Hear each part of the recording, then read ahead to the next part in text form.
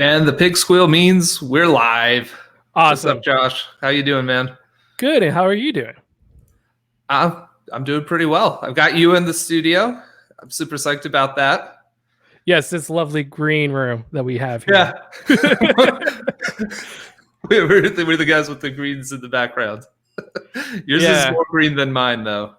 I mean, it can be a different color, but I'm too lazy to do any form of filtering on top of that. Nice. Well, how are you doing today, man? You feeling good? I'm good. Today was an interesting day at work. It's a lovely day at Capital One. And just before anybody asked me, no, I do not speak for the company, nor do I speak for the brand. I just work there. Nice. There you go. Well, they were doing September recently, right? I guess that just finished. Well, they were doing like 25% off on subscribers. So if you guys aren't subscribed to Zach, go ahead and do it. # shameless plug. Go subscribe to Josh. He's the one that I think deserves it. I'm not affiliate. Not affiliate yet. So you're not? No, really? I'm not. You have. Right? I was checking your numbers, just like researching you a little bit to have you on the stream. You have. I think you get more average viewers than I do these days. Is that not true? I saw you had like a spike where you got like 60 of them for a while. So the thing is I moderate for a fairly, I want to say fairly sized YouTuber. His name is Connor IGL. As well, he's part of a I want to say like a YouTube coalition or a YouTube company called Hi-Fi Studios, and they do gaming content. And been part of his community for about like 3 years now. He made me a moderator about a year and a half ago. I don't know timelines. Timelines are weird nowadays. Yesterday could have felt like a year ago. For me, things that happened right before lockdown seem like super, super far away. Like much more than 6 months. It feels like 5 years from now, right? Exactly. Yeah. We were just looking at some pictures. I thought it was from like years ago. And then I looked, it was like, no, it was February of this year. It's like, what? How did that happen? But yeah. Time is weird. These times are weird, especially though. So where were you going with the story with the YouTuber? Is that how you got those views? Or? Yeah. He gets around 90 to 100 average viewers per stream. Wow. So he rated me during that Sunday. Awesome. He's helping your brother out. What can I say? Nice guy. Yeah. No, that's cool. I've got to figure out all the ins and outs still of Twitch. I feel so. I didn't watch it much, but I think I saw Brandon streaming, and I was like, that would be cool. That would be cool to do. So I don't know. I got to figure out how to get more active in the community, while not. I don't know. My big problem, Josh, is I feel like I don't have enough time for all the stuff I want to do. I think that's everyone, though. Yeah, I mean, that's a little bit of everyone. The biggest thing I see is, especially the way I do streaming. To give you guys a little insight of what I do from a streaming perspective, I do more coding more so than I do live coding more so than doing podcasts. Zach, I know you do some coding sometimes.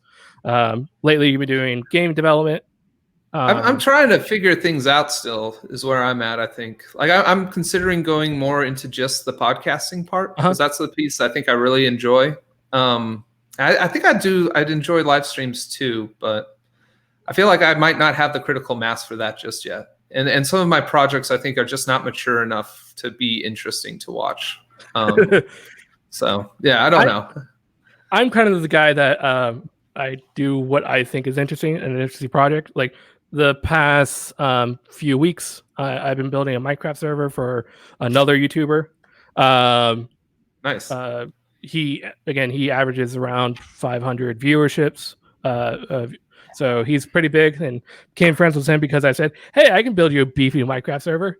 By beefy, I mean 32 V cores and 128 gigabytes of RAM on AWS.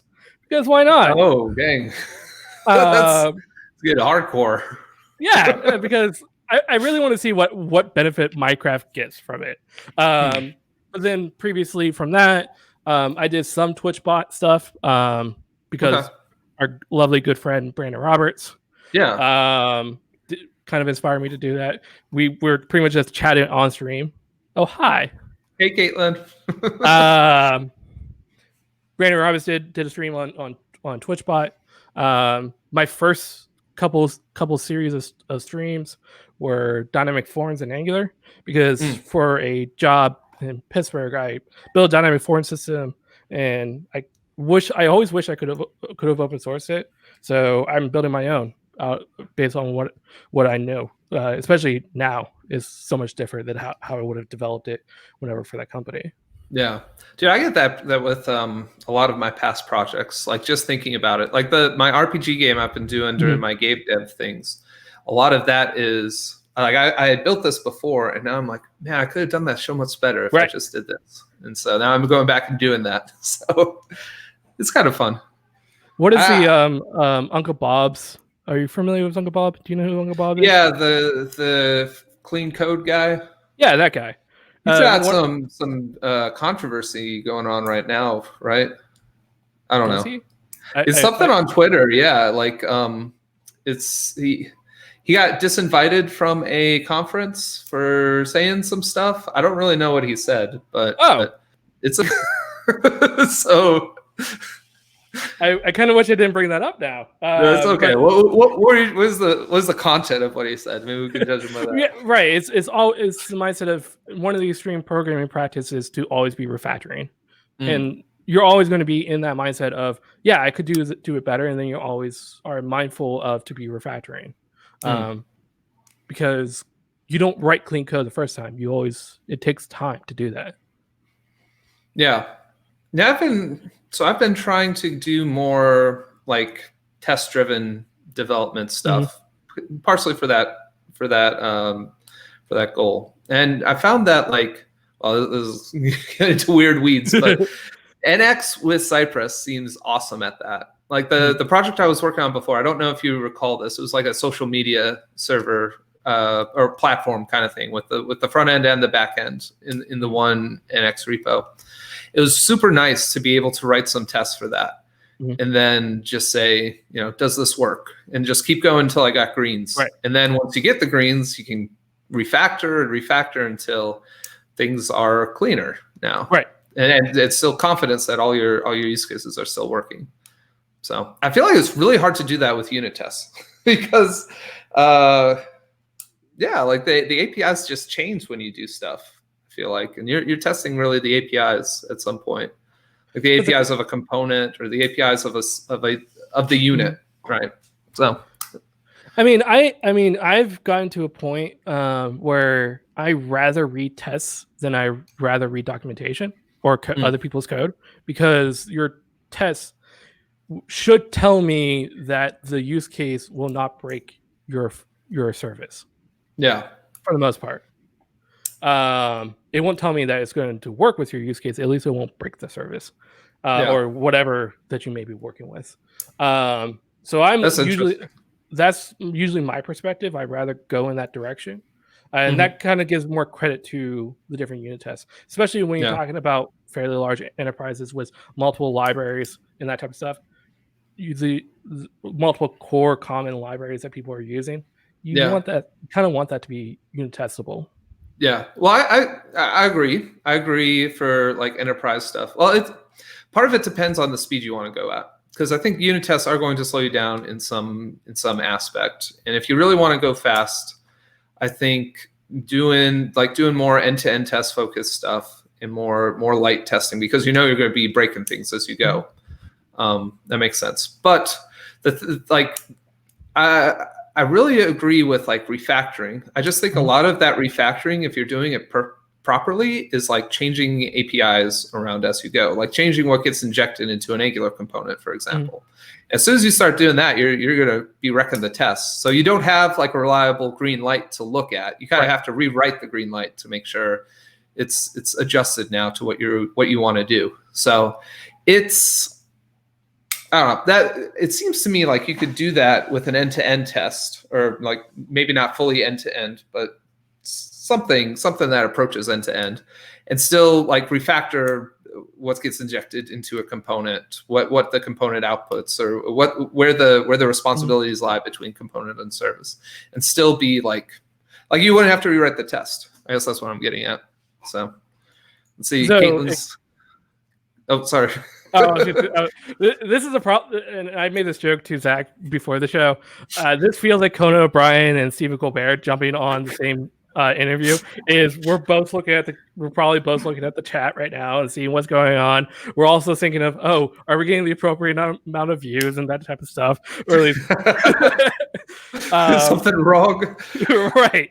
We're always on that side of is everything okay? But really, for the most part, the way I write unit tests kind of falls into the more practice of, does it do what I expect it to do, which is tailored to more of the end-to-end structure that you're familiar with, which is when, then. That's the practice that people follow. What you're getting at too, I think, is there's a lot of value in that. I think. Right. But I think it slows you down. I think it like slows you down by a factor of 2 almost. Like whatever you did, you're going to write it the first time, and then you're going to check to make sure did this do exactly what I thought it did, and you're probably going to find out no, not exactly, and then you'll go fix that, and that may be a really good thing. Yeah. But it could also be like, well, before was kind of good enough. So I don't know. Yeah. I don't know. It's definitely dependent on your use case and what type of thing you're doing. Anytime I touch RxJS, even though I feel like pretty used to and pretty like competent in RxJS, but anytime I write any RxJS code, I make sure I have unit tests around that, because I'm always wanting to make sure that is doing exactly what I think it is, because otherwise things could go very bad.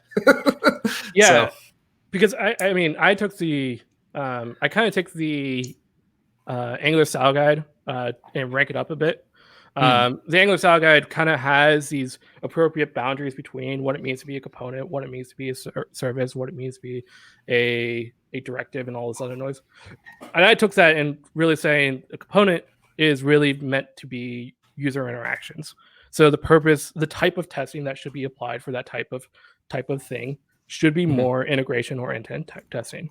Where you talk about service, that's more where you keep your business logic and that type of stuff. So that perfectly makes sense to be put into more of a unit test style than it is to be a integration or end-to-end style test. Interesting. Yeah, I have the similar thoughts about components, how they should just be like pretty much the bare bones to get you what you need inside of there.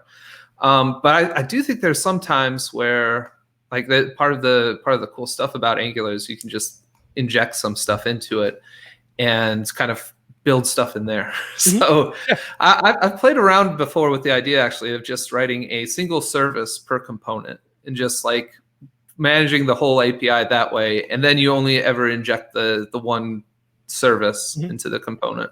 So I don't know. I like the idea of that, but it's just like too many files. So you're getting into a lot of stuff there. So I don't know. One file rules them all is apparently not a thing anymore. Yeah. Well, it could be, right? Well, I guess you still got your spec. You always need spec in a different file. But you could inline your template and your styles if you really wanted to. I really like having my template in a different file.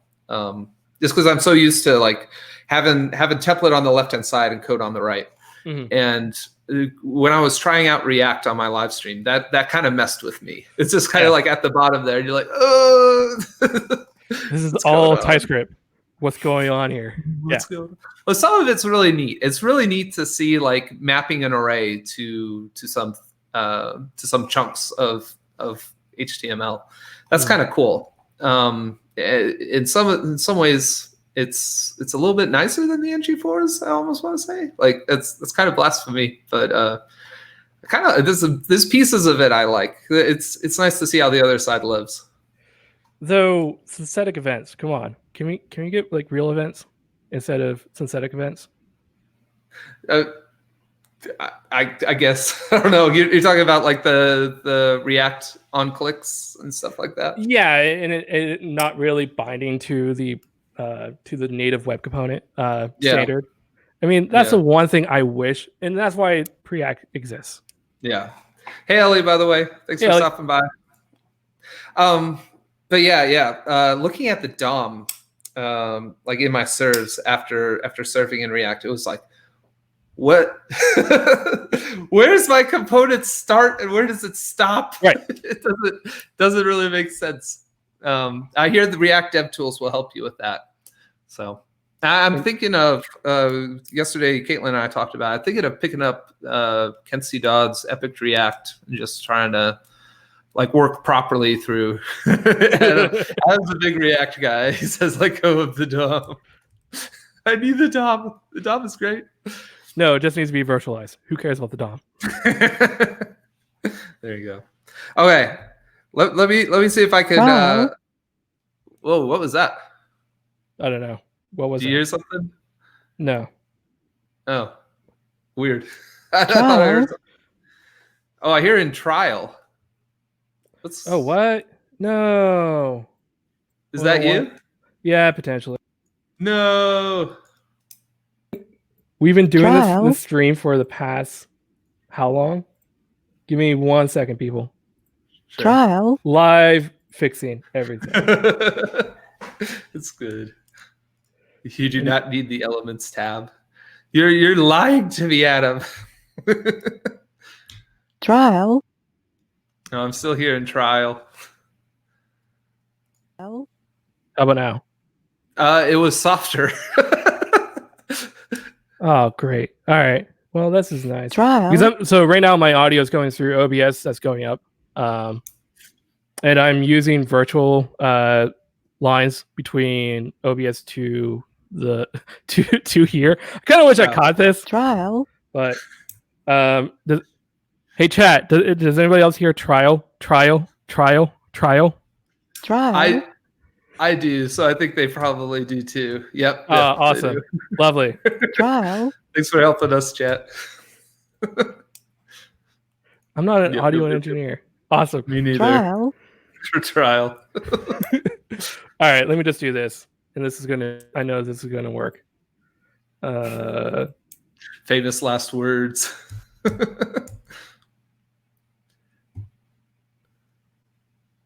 right. I don't hear it. Not we'll anymore. Find out. But I should be very, very loud right now. You're not that loud. You're all right. Cool. All right. Okay. So let's back up a little bit because I wanted to make sure I asked you this before I lose you. What type are you? This is a question I've been asking all my guests, but if you could define yourself as one or a combination of two Pokemon types, really I want it to be types for my game, but I don't expect you to know those. But they roughly equivalent to Pokemon types. So which types do you consider yourself to be, Josh? Probably is Psychic still one? Psychic is still a Pokemon type. I actually use Holy pretty much as a placeholder for or as an exchange for Psychic in my game. But yeah, because fun fact, I'm a practicing magician for people that don't know about that. I didn't know about that. That's interesting. There's also Arcane, if that's a better fit for magician. I don't know. I don't know. Just because I don't know what Arcane is. Arcane is like it would be right now. We're using it for like time magic and anything like elemental based. No, that's not stuff. I don't know. That's not it. That's not it. All right, Holy is more where you're at. Yeah, let's go with that one. There we go. Cool. Because I coin myself as the Angler Magician, and I use it for two purposes. I've heard you use that before. That's interesting. One, I usually say that I'm a wizard at Angular, kind of just because I deep dive into Angular since the beginning. And we could talk more about that later. But the other side is because I'm also a practicing magician for everything I do. I don't want to say I'm co-owner, but at least I'm assisting a friend of mine's platform who's dedicated for is a what is it words The magician. It's an entertainment BPM system, business process management system, as well as a acquisition system. So Salesforce just for magicians, or Salesforce for entertainers in general. And I've been helping out with him because I became friends with him because he was a software engineer keynote speaker, and you don't hear that blend all too often.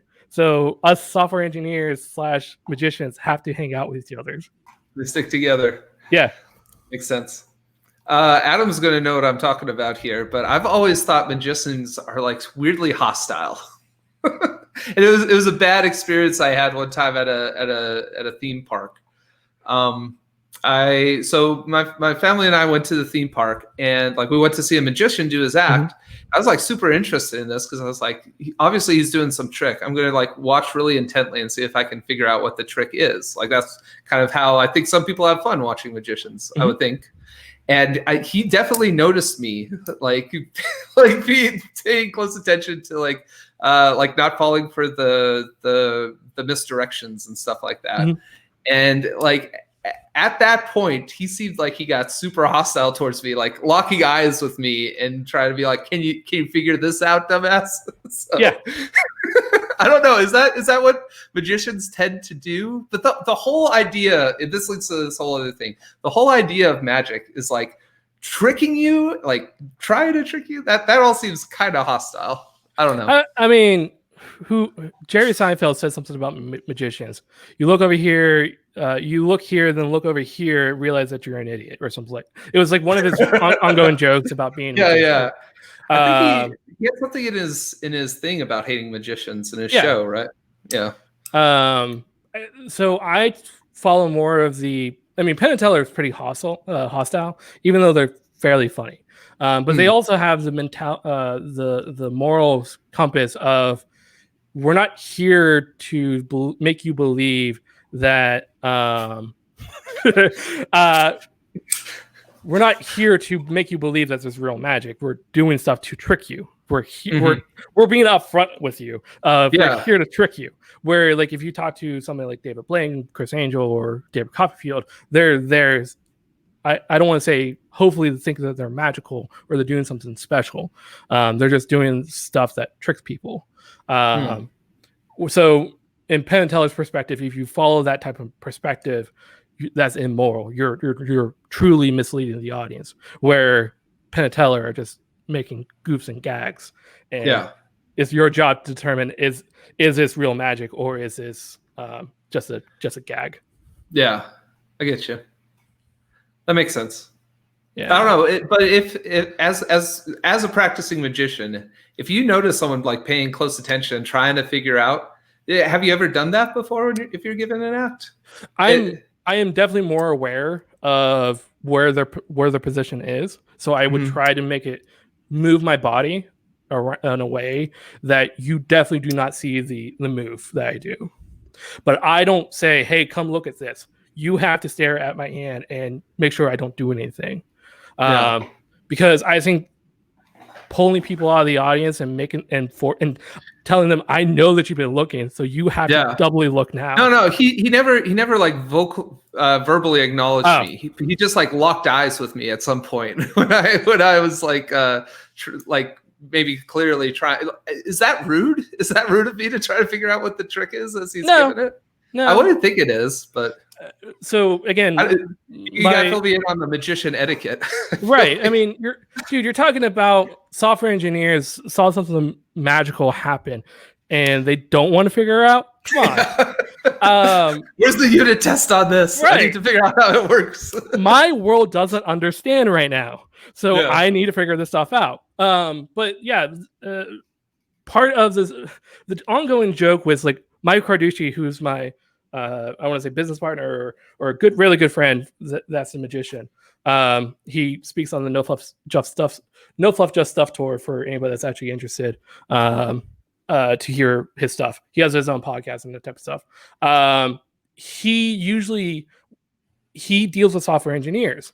So for the most most of the part, you see the reaction going, huh.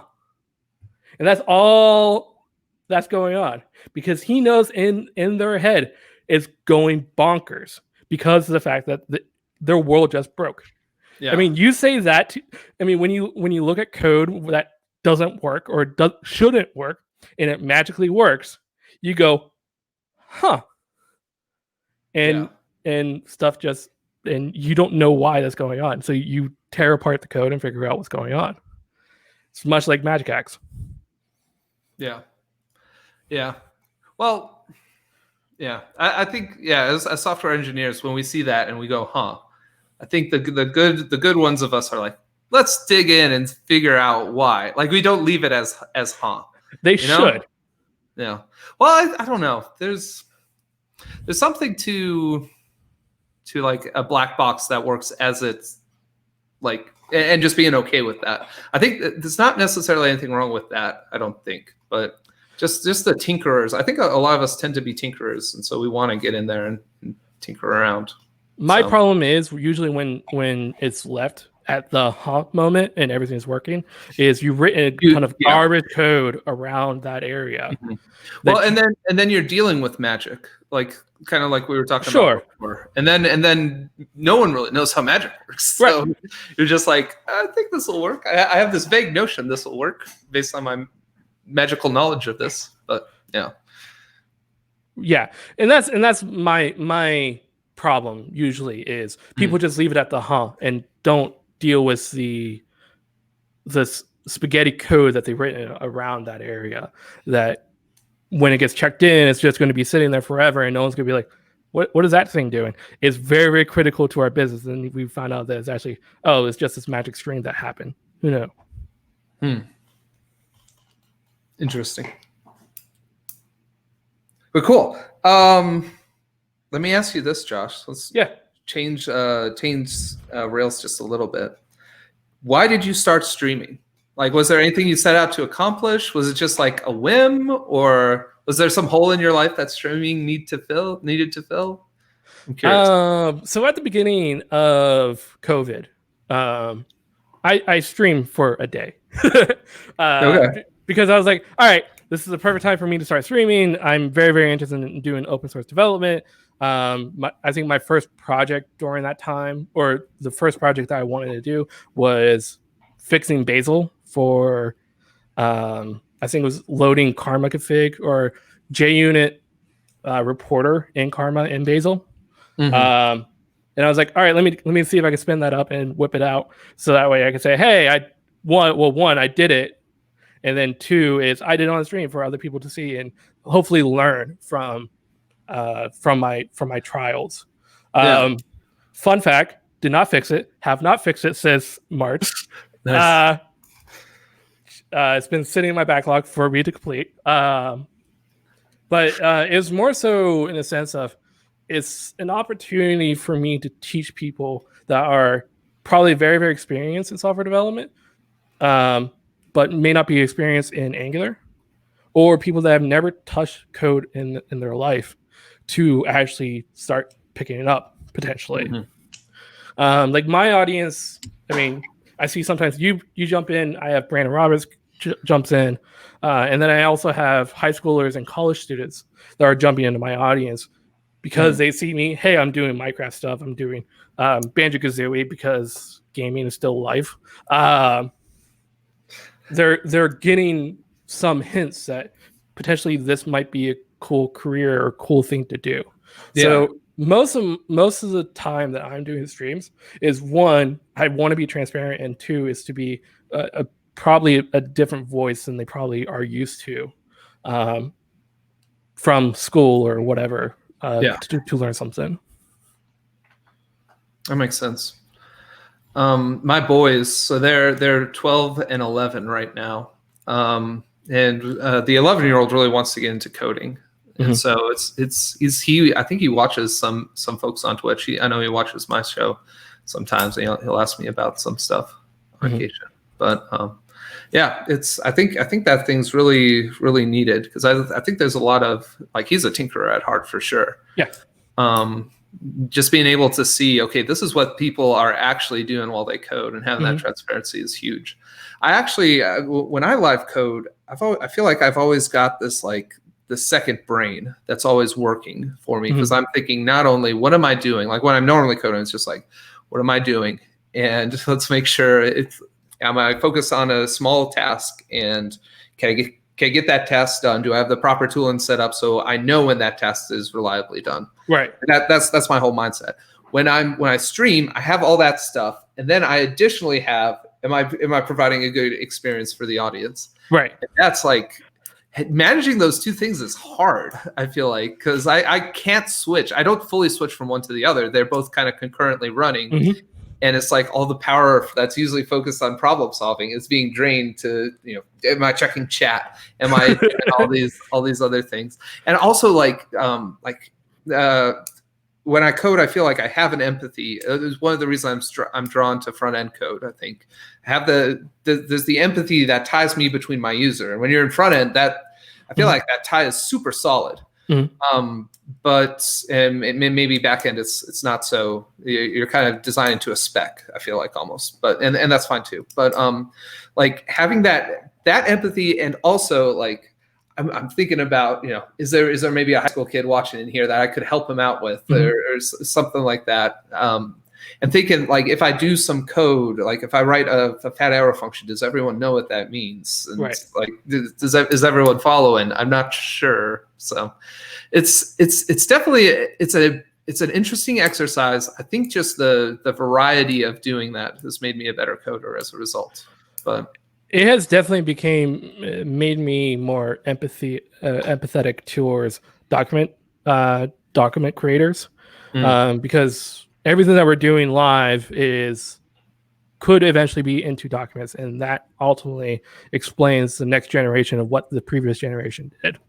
But then it's also, at least for helping me become a better presenter and general storyteller, because I don't know if you could tell, I like to ramble quite a bit. Me too, man. That's why we're here, right? Right. So we can say we're turning our rambling into something productive, right?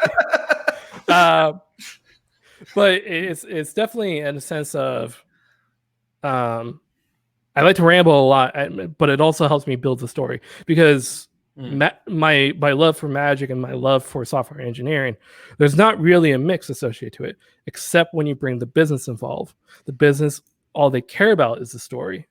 And if you can tell them the appropriate story, you can build whatever software that you want with them, because they'll be like, all right, I understand your story, which means I probably understand the problem that you're trying to solve, which means that software can be then written.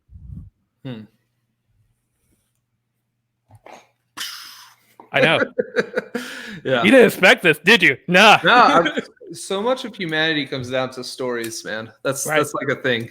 Like narrative is huge, and being able to like interface human to human, that's a huge skill that I'm trying, having these guests on and being able to have a conversation with them for an hour. That's like another thing I want to set out to do.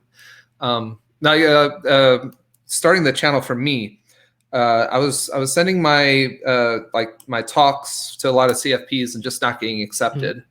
And I was like, well, I'm not going to get better at this if I don't practice. So if I don't have a platform, I'm going to make one. And I was like, there's Twitch.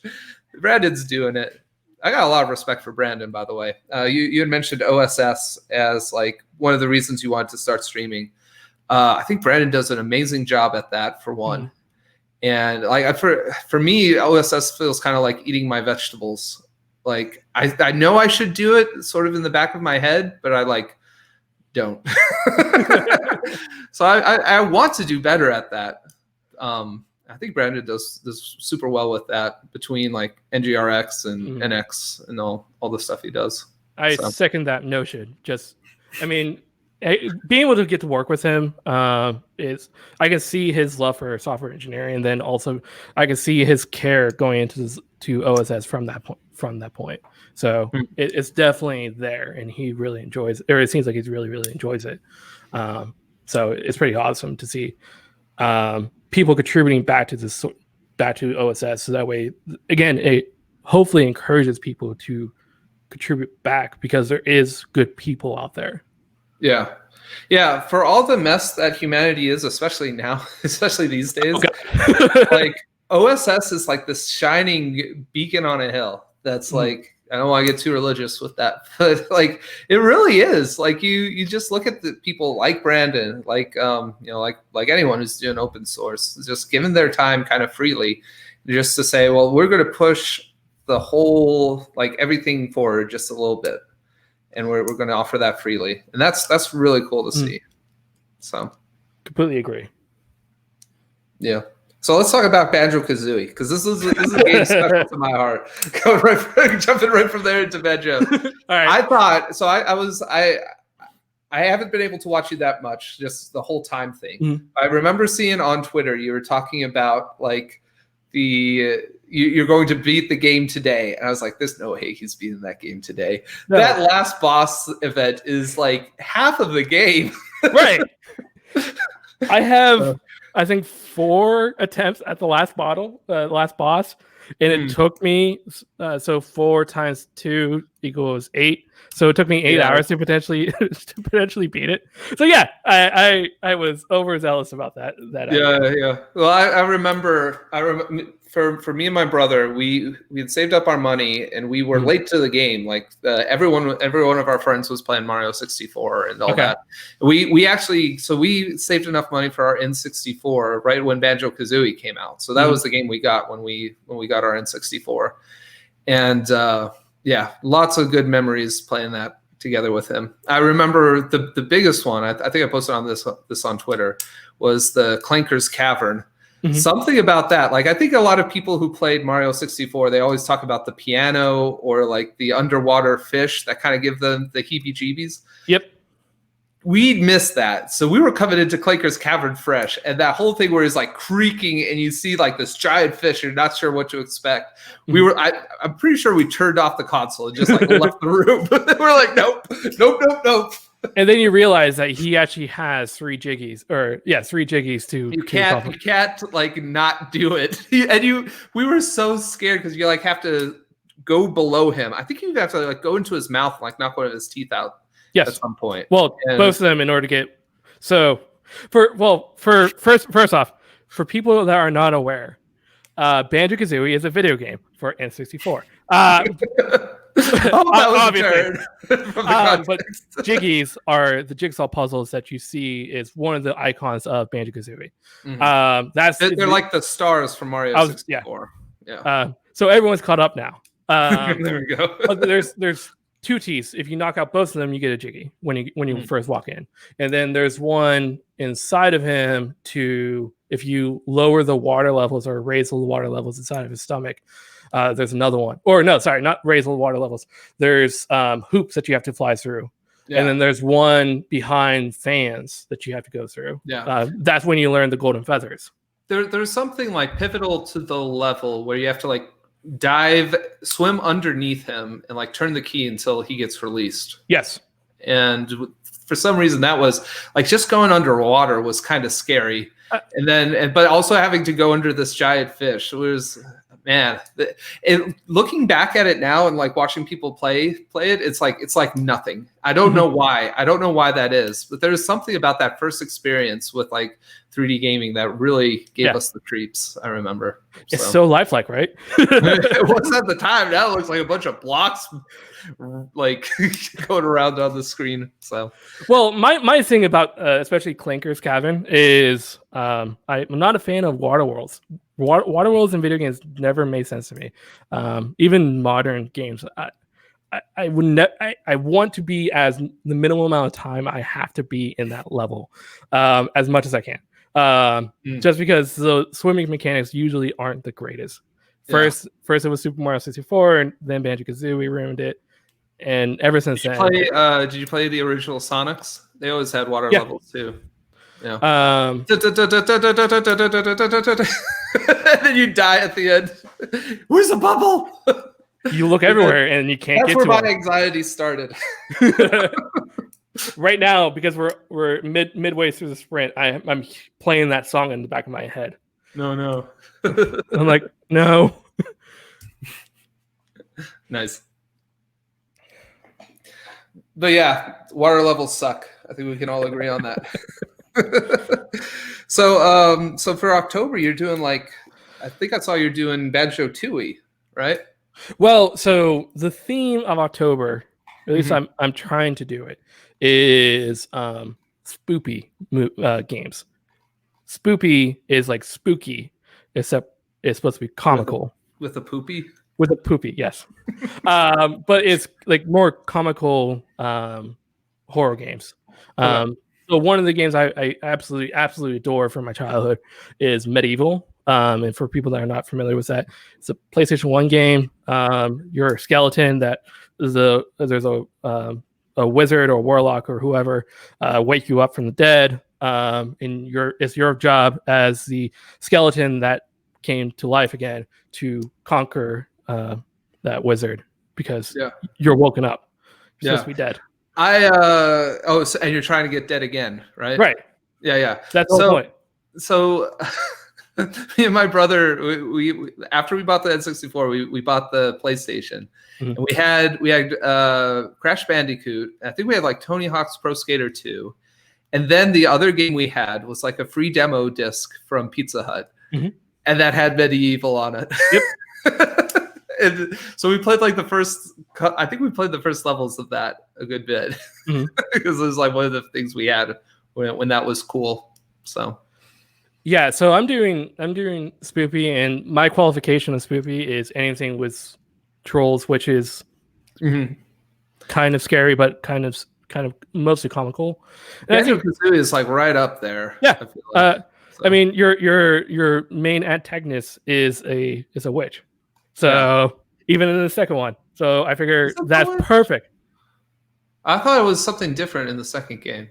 No, I don't remember. Well, it's the sisters in the second game, the sisters and Grantilda. Because I remember my brother and I, when we played that, we'd always play we'd play it as GoldenEye. We didn't have GoldenEye for some reason, but they had like the GoldenEye like thing in Banjo Tooie. Yep. I just remember the witch being like one of the characters that was kind of overpowered. Just because she had like twice as much health as everyone else. Yes. The multiplayer game. You get to go around the different caverns, or I think you like hold the Jinkos and like punch them to make them shoot at people. Or I'm guessing that's for every other character, but for Banjo, it's Kazooie that comes out, and you have him as Kazooie as a gun. Yeah.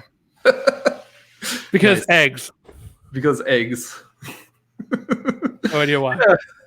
Yeah. So it's a bird, right? Birds shoot eggs out of their mouth. That's how they reproduce. Right? Because science? I don't know. Yeah. Something like that. Well, cool, man. Do you want to talk about how you got into the business a little bit? Yeah, let's do that. That's always a fun story. Yeah.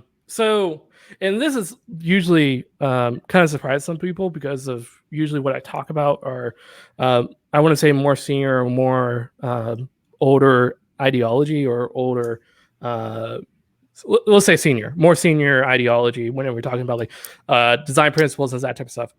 Surprisingly, I'm only 26, 27. I've been in the industry, I would say about 8-9 years at this point.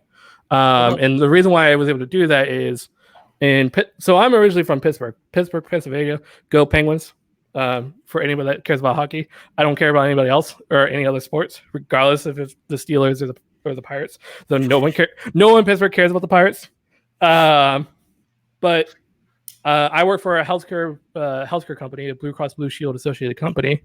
That was my first internship. Worked there for a bit. I got the internship because my dad was the account manager for a particular department. And he was like, do you want this internship or not? There's budget in for an internship. And I said, why not? Give me a shot. Did very well there. They pulled me back in December during the December holiday period. So that way I can continue doing what I was doing. That's where I learned Pega. If people are not familiar with Pega, it's a horrible system. I've never heard of it before. I don't really know much of it anymore. For the most part, I remember is a CRM or like a giant platform system for healthcare systems. Okay. At least that's what I remember. I don't really remember for the rest of it, because mostly I was on the platform side of the business, so I was just doing maintenance work and making sure the latest version was actually available. I enjoyed it, but I did not want that to be my job. So I was able to switch between departments, move on to a actual like feature team related thing. I was very, very engageful. That team was actually the team that brought in AngularJS into this Highmark company, or into this Blue Cross Blue Shield associated company. Mm-hmm. And the good thing is I got to stick around for a full year, because my experience with AngularJS and the web was growing. They saw very, very good potential there. They were like, you can stay here for a full year. I was like, sweet. Nice. And so I was taking classes as well as working there. So that's why that's the time I counted. So that's where the beginning of my time period in the industry. From there, I moved on to another department, still working with AngularJS and jQuery, doing more individual consumer perspective applications. And we're dealing with different portals within the organization. This Blue Cross company actually built a platform for other Blue Cross associated companies as well. So we actually could repackage the entire platform, make it available for some other people. I didn't really get to do any of that stuff. I was just stuck in the back of the corner and just doing some jQuery, some AngularJS stuff. I don't really remember most of what went on during that time. The only reason why I left that company was both my parents worked there. So it's very, very hard to build my own brand if both your parents work at the same company. Yeah. So I had to move on. Move on to a telecommunication company for a bit. Because my experience was AngularJS and they were very, very interested in AngularJS. I was a contract to hire position, but they forgot the hire part. So I was just a contractor, but I was more focused on how do we build standards? How do we build appropriate components? And well, at that time, it's still called directives for the most part. How to build appropriate UIs? How do we build appropriate UX? And that was a fun job because it leaned into probably more of an area that I wanted to lean to, which is more, I want to say, architecture / philosophy of software development. Because I really thought about what makes a good directive, what makes a good component. From there, that experience led into the next job I worked at, which is a safety and health and services company. So that company builds gas detectors for the most part, or they're primarily known to build gas detectors. But they have an online application that treats those as IoT devices, and they have a subsidiary company that predicted human behaviors to determine how safe are you on the job site. The problem with that application was because it was predictive model driven. The forms were very, very rigid because you had to tailor the data for that model in order to be consumed. So, and our customers were asking us, how do we make this more dynamic? So we tossed that out. We tossed the entire application out the window, and you built your dynamic forms. Well, there's a story behind all that. Is we had to evaluate the different frameworks that was out there. So I evaluated React, Ember, did stuff with Vue, AngularJS, Knockout, Backbone, pretty much anything that you could probably think of underneath the sun. Dojo, even. If you remember Dojo. Dude, I came into the scene right when Angular 2 came out. So that's why I started to web development in my own story. So that might be Dojo might be a little before your time then. Yeah, I imagine it is. Yeah, it's an IBM product, or it's an IBM library now. So everything that you probably think about IBM, that's pretty much in Dojo right now. So very clunky. But because I did I evaluated the process, and this was 2016. So at the very beginning of Angular 2 was still in beta, and then I got a GitHub alert that it went public, or not public, but it just went to a major release of 2.0. So I immediately showed my manager saying, "Hey, this went public." Do you like apples? Right. You just went public. How do you like them apples? I mean, this just went up. His biggest concern was TypeScript, because it was a Microsoft product or a Microsoft language, and they weren't too sure of how long Microsoft was actually going to support it, which is fair. Yeah.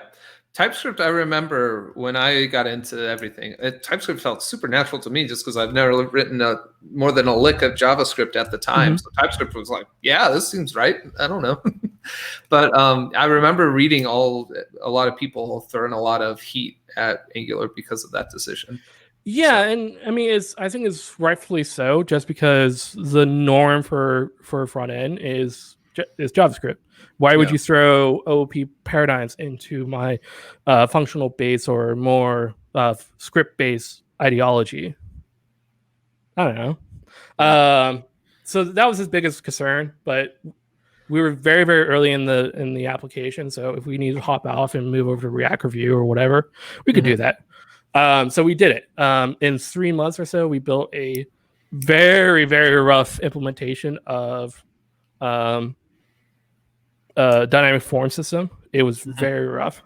So when you say dynamic forms, are you talking about like one form is you're going to fill out a first form that's going to tell you the parameters by which to build another, or how does that? Okay. So much like Google Forms, just proprietary for us. Okay, gotcha. I've never actually used Google Forms. I've consumed them. I've never actually used them, but yeah. It's an interesting paradigm, especially from a UX perspective, of how do you actually explain, how do you add an element, how do you add a question, how do you add validation to that question, what happens to sections, right? Done. What happens if you have sections and that section's required? What happens to the question?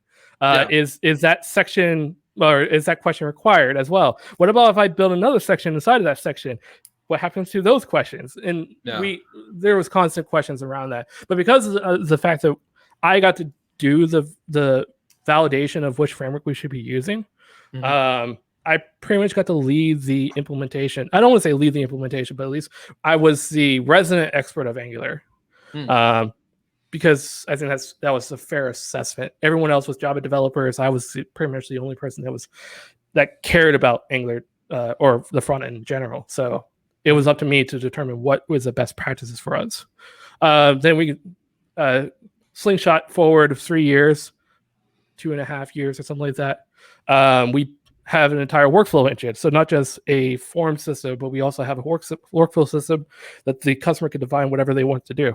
So much like Salesforce, except it was all GUI driven. Instead of you don't need a DBA or any of that type of stuff in order to do any of this stuff. And it was all focused on safety.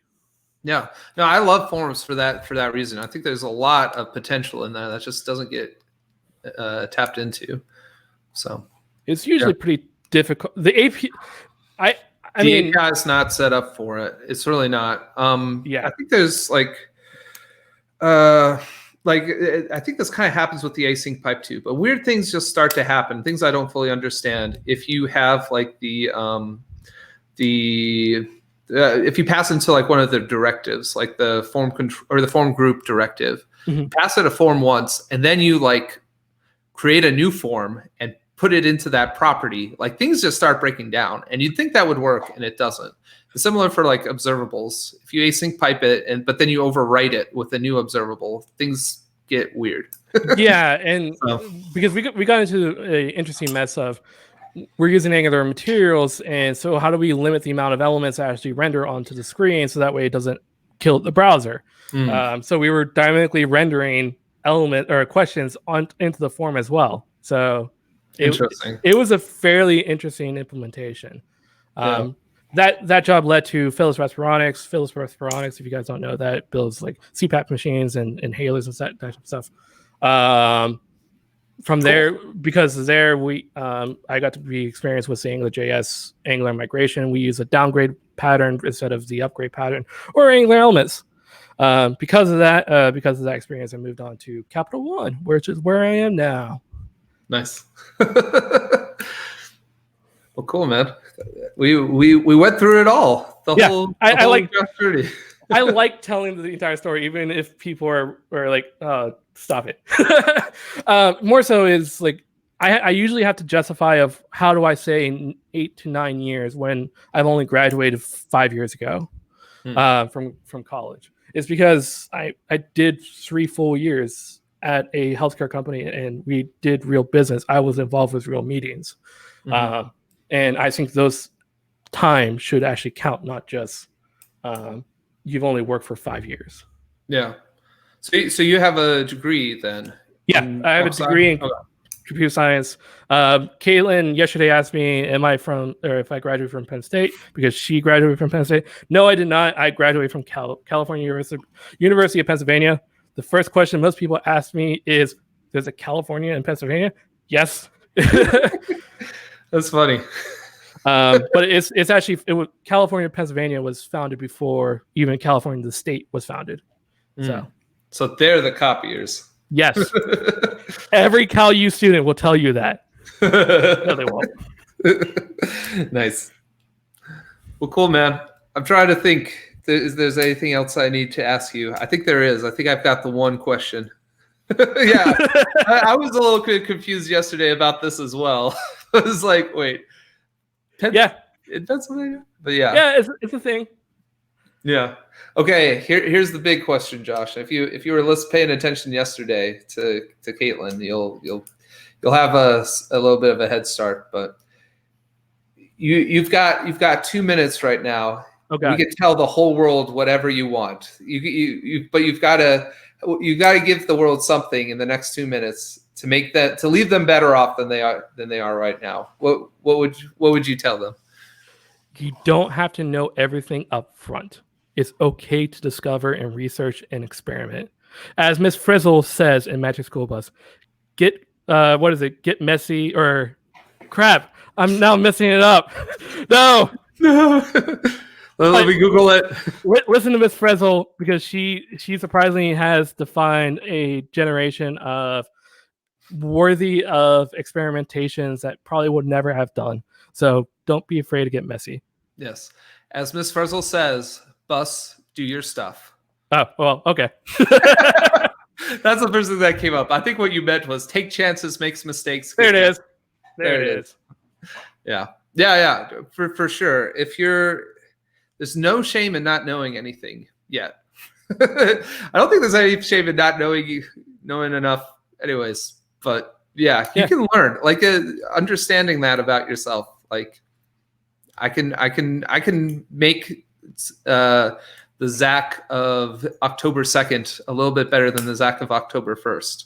Yeah, that's the big thing. Even if you make yourself 1% better every single day for a year, you end up like orders of magnitude better than you started. So 2020 is a rough year. So absolutely no judgment if you're having a rough year.